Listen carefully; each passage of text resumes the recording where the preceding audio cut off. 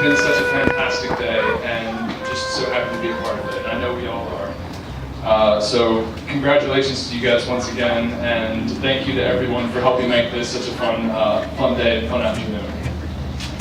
So, particularly want to thank Kerry's parents and Mike and Kerry for planning this wonderful day. I think it's been perfect. The weather's been perfect. It's a beautiful venue, and everything is come into place, and so you guys have done a really great job planning this and should be really proud of it. There's another person who everyone else may not be aware that really without them this wedding would not be happening, and that's our sister Jesselyn, because she's the female version of Simon Cowell when it comes to the girls her brother dates. And when it's a no from Jesselyn, she kind of makes sure that you know it's a no, and thanks for trying, don't come back again, we'll call you, don't come back.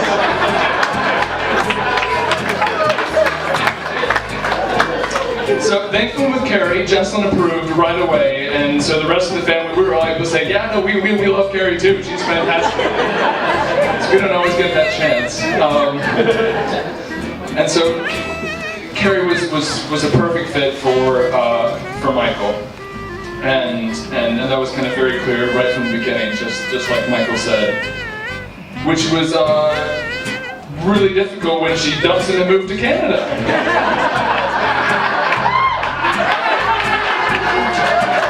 That's not how it was supposed to happen. So what a jerk.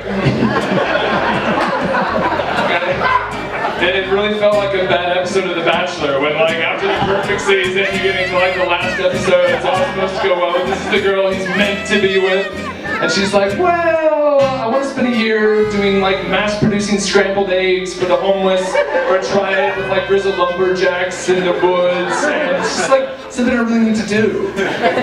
So, yeah, instead of riding off into the sunset with Prince Charming.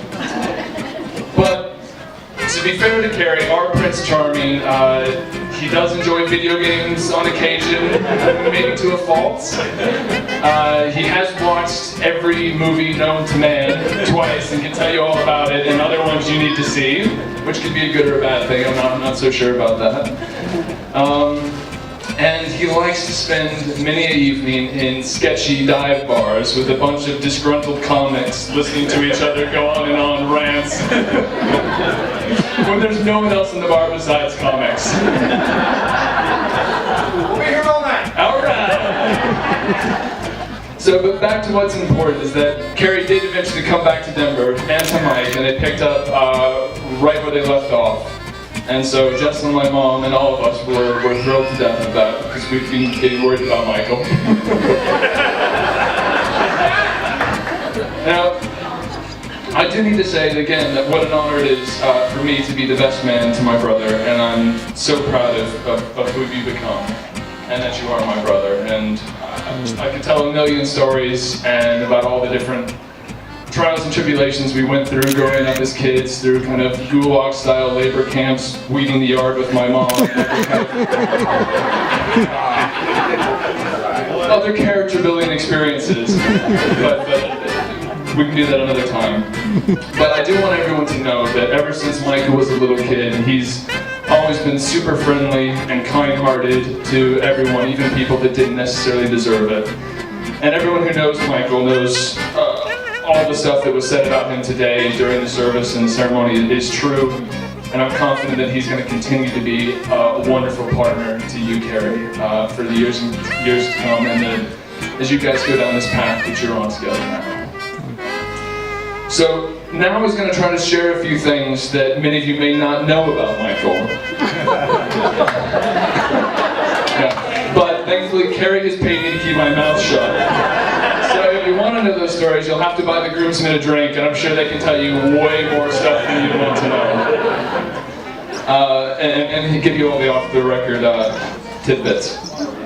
What I will say, though, is that one of the really special and unique things about my brother, and is something that's been true about him ever since he was a little kid, and is still really true about him today, if you kind of look and see how he maneuvers through life, is he's someone that he has an amazing imagination.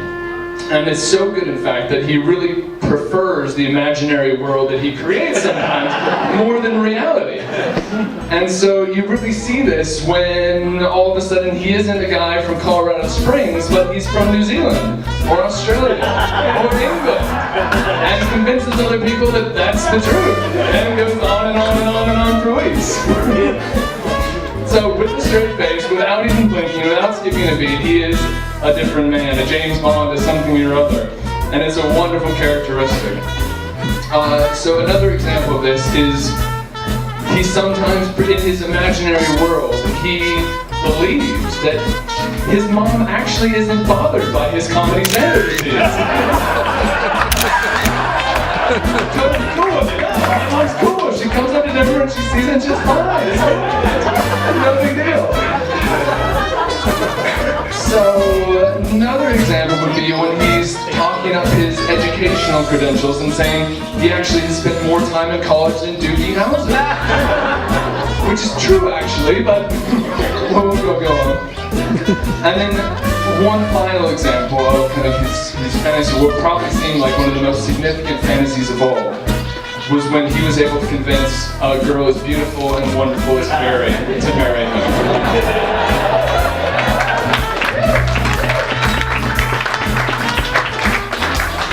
So, and as beautiful and lovely and kind and as wonderful as Kerry is, Michael also has a number of exceptional character traits that I really admire.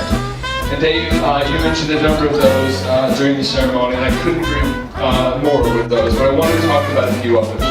The first one being his creativity and his quick mind, as you see in his joke writing, you see in his banter every day.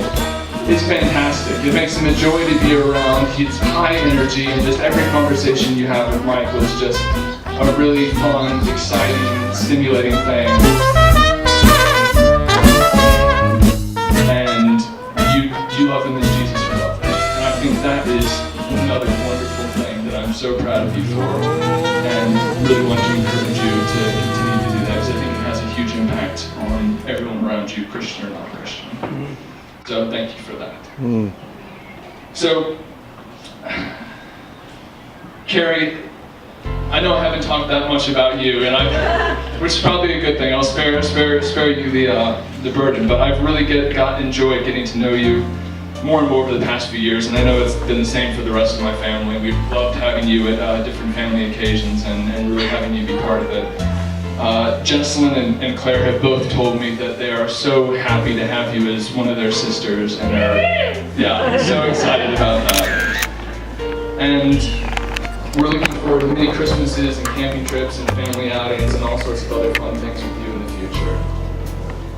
So you were such a great match for Michael, and I really admire how both of you give to each other, like compromise in other activities, and you going to see all the crazy movies with him, and just really making little sacrifices and everyday things, and doing it in a way where it's not a sacrifice, and you're just really edifying each other, building each other up in that way, and I think that's just a really admirable trait. So I know Michael is crazy about you as one example of this, because this is the only explanation I can fathom for why Michael has seen every single episode of Gilmore Girls. You're such a Lorelai, Michael. So, first, the penultimate toast I'd like to make is a toast to the bride on her wedding day, to Kerry.